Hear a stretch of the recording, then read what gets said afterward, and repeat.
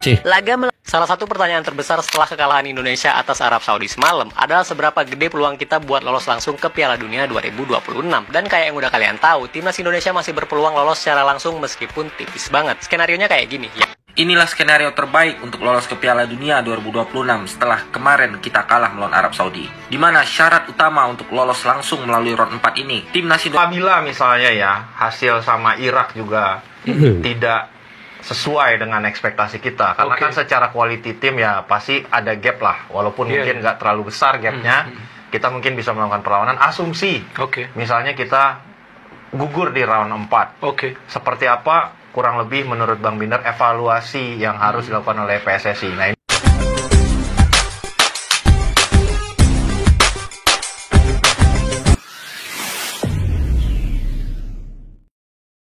Assalamualaikum dan salam persaudaraan, salam sepak bola. Selamat bertemu kembali guys di channel Askalani Studio. Oke, hari ini merupakan hari yang sangat dinanti-nantikan, perlawanan di antara Indonesia melawan Irak di subuh nanti guys ya, pada jam 2.30 waktu Indonesia Barat, kalau tidak silap ya, waktu Malaysia 3.30 pagi ya, pagi.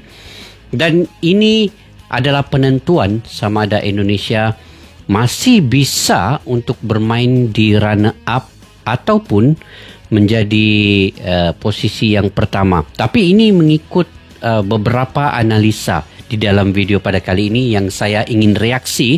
Kita coba lihat bagaimana Indonesia itu, apa analisa dan prediksi-prediksi yang bisa kita lihat untuk menentukan bahwa Indonesia itu bisa ke Piala Dunia.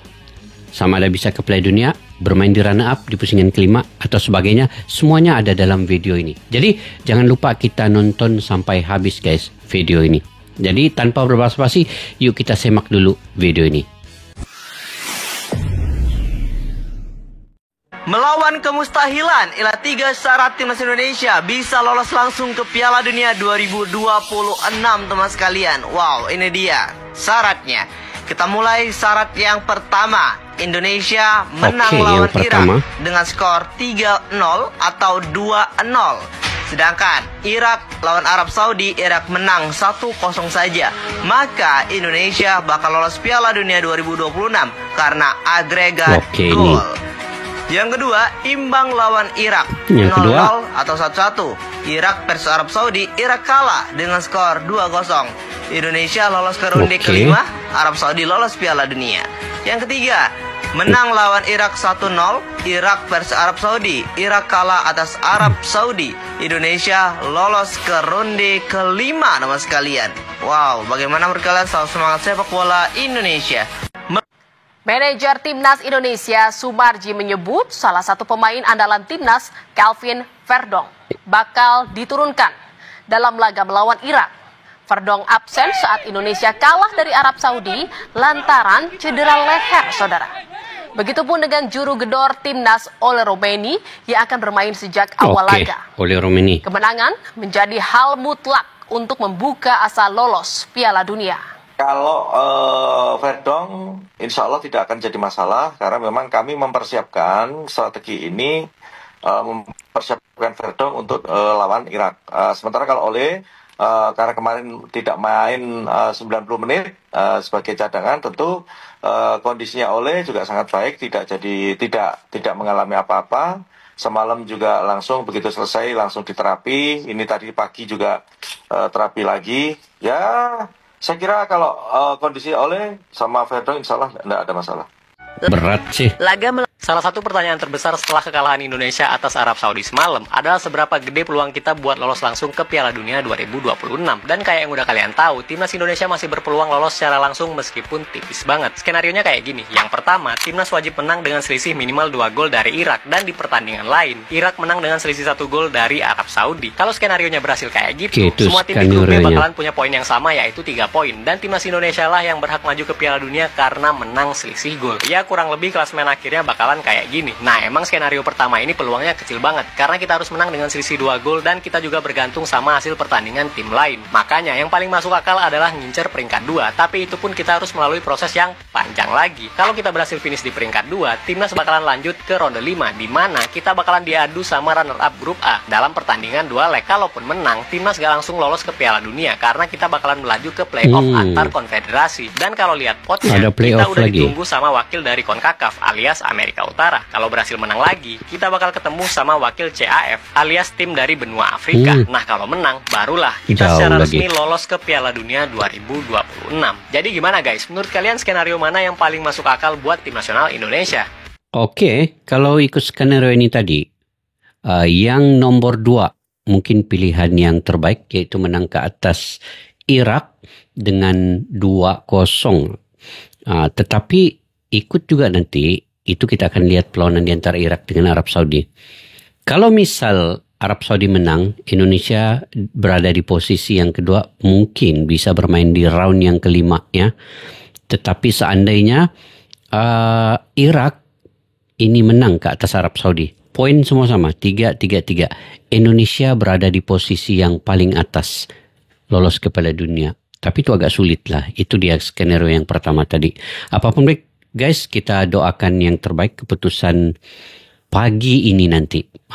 Oke, tidak kita ada lanjut kata dulu. eksperimen lagi. 90 menit harga mati guys. Dan inilah guys ya, starting up potensial kick Indo yang tepat guys ya, saat melawan Irak nantinya di round keempat. Dah guys.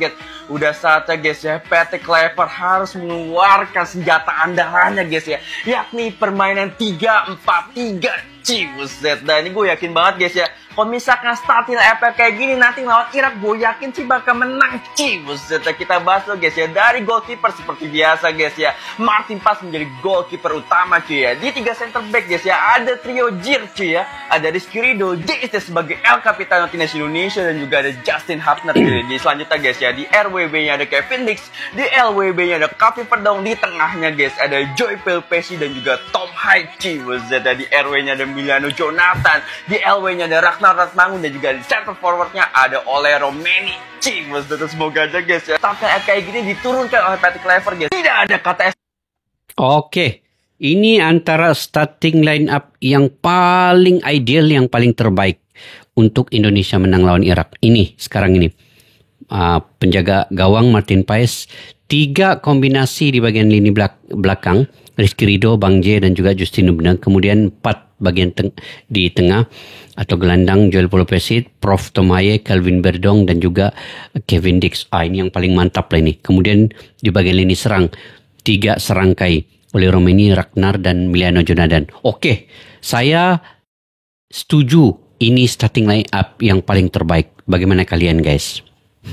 Kalian komentar nanti. Oke, kita Peluang lanjut. lolos ke Piala Dunia kini hanya setipis tisu. Cuma ada satu cara bagi timnas Indonesia untuk memantik harapan, kanyang Irak. Indonesia! Masalahnya, mengalahkan Irak seperti misi nyaris mustahil. Sepanjang sejarah pertemuan dengan Irak, Indonesia cuma pernah menang sekali. Itu pun terjadi dalam duel pertama nyaris 6 dekade lamanya di ajang kualifikasi Olimpiade 1968. Dalam 5 pertemuan terkini, Garuda selalu terkapar melawan tim berjuluk Singa Mesopotamia ini. Bahkan, kedua tim sebetulnya sudah berjumpa di kualifikasi Piala Dunia 2026, tepatnya di ronde kedua. Kala itu, Indonesia yang masih dilatih Sinteyong dihajar 5-1 di Basra. Lantas, pada pertemuan kedua di Jakarta, Indonesia tampil lebih disiplin, tapi masih kalah 2-0. Di sela-sela laga kualifikasi Piala Dunia tersebut, Indonesia sempat berjumpa kembali dengan Irak di Doha, di ajang Piala Asia 2023. Lagi-lagi, Rizky Ridho dan kawan-kawan keok 3-1. Kalau mundur ke kualifikasi Piala Asia 2015, situasinya setali 3 uang. Irak unggul 1-0 dan 2-0 atas Indonesia. Menilik 5 duel terkini, terlihat jelas Irak berada di atas angin. Akankah Indonesia harus mulai melupakan Piala Dunia atau akan ada keajaiban di Jeddah pada akhir pekan ini? Inilah skenario terbaik untuk lolos ke Piala Dunia 2026 setelah kemarin kita kalah melawan Arab Saudi. Di mana syarat utama untuk lolos langsung melalui round 4 ini, timnas Indonesia wajib menang atas Irak dengan selisih 2 gol guys. Salah satu contohnya kita menang dengan skor 3-1. Nah, seandainya setelah kita berhasil menang dengan selisih 2 gol atas Irak, Di laga terakhir, Arab Saudi wajib kalah dengan selisih 1 gol saat melawan Irak. Dan jika skenario ini terjadi, otomatis timnas Indonesia keluar sebagai juara grup dan berhak lolos langsung ke Piala Dunia 2026. Tapi pertanyaannya, apakah mungkin timnas Indonesia bisa mengalahkan Irak? Yaps, jawabannya sangat mungkin. Asalkan El Bintang Laut atau Patrick Kluivert benar-benar menurunkan pemain yang tepat atau pemain inti dari menit awal. Tom Haye, Ole Romani, Sadie Walsh itu wajib diturunkan dari menit awal. Dan teruntuk Mark Locke, please jangan diturunkan dulu. Kemudian untuk lini belakang, Justin Hubner dan Rizky Ridho itu juga layak diturunkan sebagai starter saat melawan Irak. So, jadi mengalahkan Irak adalah harga mati jika timnas Indonesia masih ingin lolos ke Piala Dunia. Kalau menurut kalian gimana, guys? Apabila misalnya ya hasil sama Irak juga tidak sesuai dengan ekspektasi kita, karena kan secara quality tim ya pasti ada gap lah, walaupun mungkin nggak terlalu besar gapnya, kita mungkin bisa melakukan perlawanan. Asumsi, misalnya kita gugur di round 4, seperti apa kurang lebih menurut Bang Binder evaluasi yang harus dilakukan oleh PSSI. Nah ini sampai mana nih, apakah sampai di pelatih atau sampai di pertanggungjawaban orang-orang yang mendorong kemarin dilakukan perubahan? Ya, artinya apakah dari PSSI atau pelatih? Kalau soal pelatih, kalau feeling gue, mungkin gue salah. Kemungkinan Kluivert tidak akan dipecat. Apapun ini hasilnya, nanti, hasil negatif ya. Kita bicarakan hasil negatif. Kecuali dibantai Edan kali ini ada kemungkinan kali. Karena gue mengacu kepada Gerald Vandenberg yang gagal total, tapi tetap disupport, tetap dipertahankan sesuai durasi kontrak. Iya kan? Artinya ya memang PSSI ingin menjalankan durasi kontrak itu dengan coba untuk membentuk yang namanya apa itu strata timnas ya. Karena sekarang kan semua Belanda kan, mulai dari Dirtek. Jadi kalau feeling gue kemungkinannya kecil. Kluivert dipecat, mau dibantai kayak mau diapa kayak, kemungkinannya kecil. Iya kan? Walaupun supporter kita pasti akan bersuara. Gak mungkin tinggal diam dong.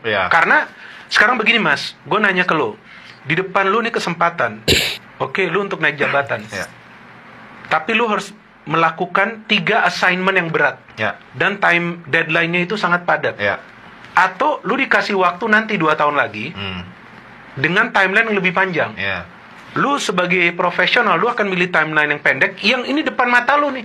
Hidup lu nih bisa berubah nih. Atau lu tunggu 2 tahun lagi yang lu belum tahu kepastiannya seperti yang apa. Pendek lah Bang Binder. Itu kan. Yang pasti lah. Kan namanya kita profesional ya, pengen outcome terbaik secepat mungkin. Secepat mungkin. Jadi bagi kita, waktu Piala Dunia depan mata, kenapa kita harus tunggu 2030 mas? Fair. I'm talking fair. Bukannya gue ingin menjelekkan seseorang atau membela seseorang. Mayoritas supporter kita nih mau. Ayolah kalau bisa sekarang. Tapi feeling gue kemungkinannya kecil. Kluivert akan dipecat. Kalaupun gagal mau dibantai berapapun, dia tetap akan dipertahankan sesuai durasi kontrak. Walaupun netizen kita akan bersuara. Nah kalau soal dari PSSI, ya PSSI memang punya hak itu untuk evaluasi pelatih, untuk mengontrak pelatih baru, untuk memecat pelatih. Tapi sekarang dengan adanya Dirtek, berarti ya secara logis Dirtek yang akan mengevaluasi Kluivert. Artinya keputusan Dirtek berani kan dipecat Kluivert? Kan ada Gerald Vandenberg pun enggak kan? Dipertahankan. Kalau menurut gue ya, kan sebenarnya sama-sama Belanda kan? Iya, maksudnya ada Pastor, ada Lanzat kan. Sebenarnya kan rumornya yang menjadi apa brain dari tacticalnya kan Pastor. Sorry gue potong. Sehebat apa Alex Pastor? Menurut lu pas gak untuk menangani timnas Indonesia di fase ini? Di fase ini secara magnitude menurut gue belum.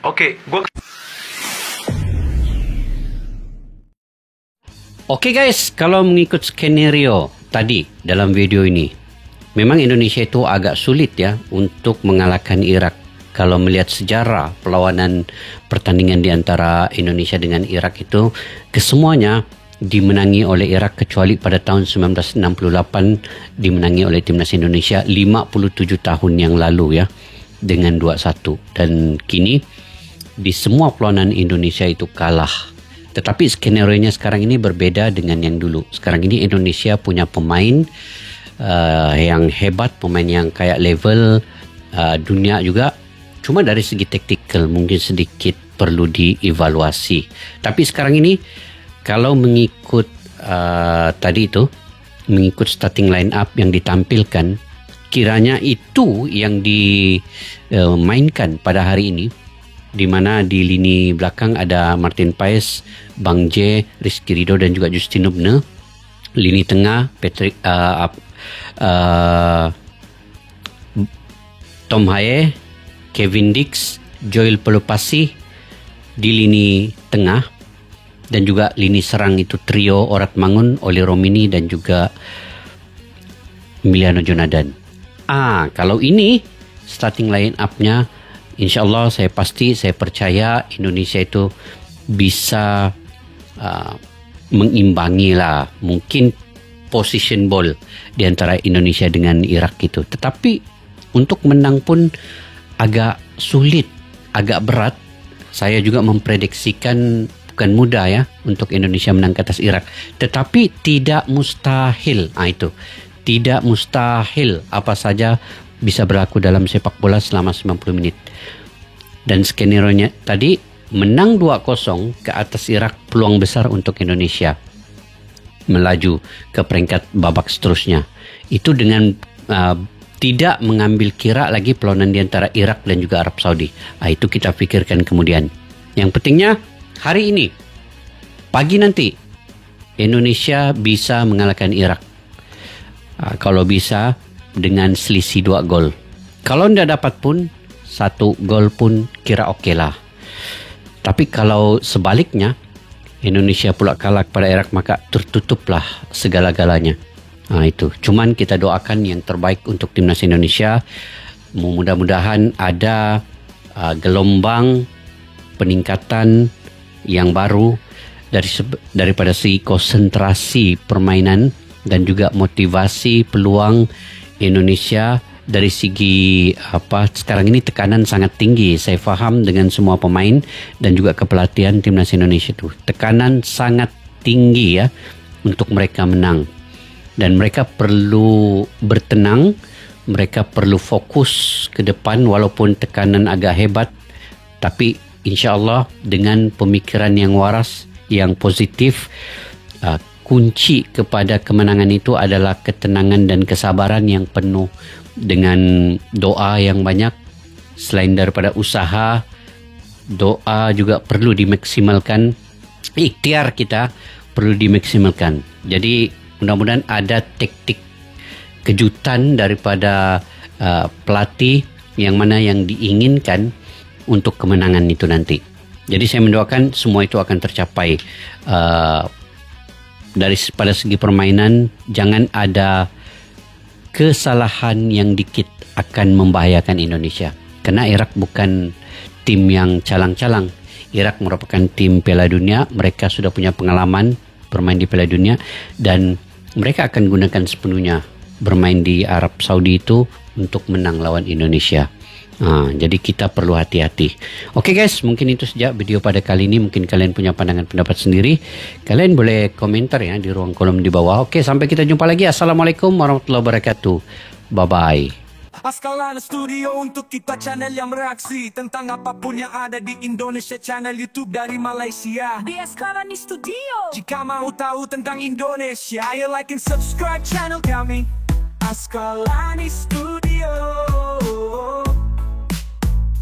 Askalani Studio.